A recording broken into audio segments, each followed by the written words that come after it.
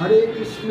আপনাদের আপনজন চলে এসেছে, প্রেমময় নিতাই দাস, আপনাদের সেবক, আপনাদের দাস। তো দেখো, আমি চলে এসেছি আমার এই আইসি দাদার কাছে চলে এসেছি। আমি এখন সিলেটিতে ট্রাফিকে চলে এসেছি দাদার কাছে।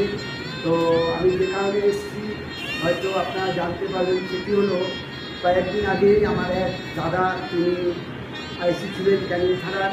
তো দাদা তিনি অকালে তিনি চলে গেলেন আমাদেরকে ছেড়ে।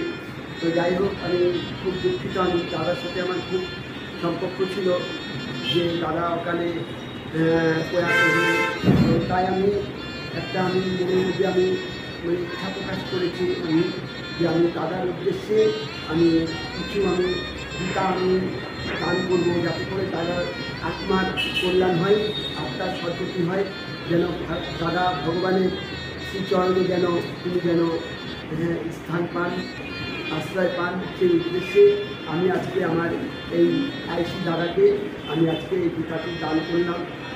দাদা ভালো থাকুক, এটাই যেখানে থাকুক যেন ভালো থাকে, সেই উদ্দেশ্যে আমি এই গীতাটি আমি আজকে দাদাকে তুলে দিলাম। হরে কৃষ্ণ কৃষ্ণ কৃষ্ণ হরে হরে, হরে রাম রাম রাম হরে হরে কৃষ্ণ। তারা কিছু বলো তুমি? ইসলাম পরিচয় নেই, কিন্তু আমি কমলানন্দ বাবুর কাছ থেকে এটা শুনলাম, খুব ভালো লোক ছিলেন।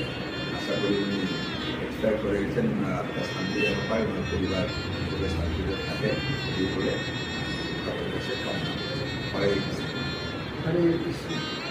সকলে ভালো থাকবেন, সুস্থ থাকবেন, এটাই কামনা করি।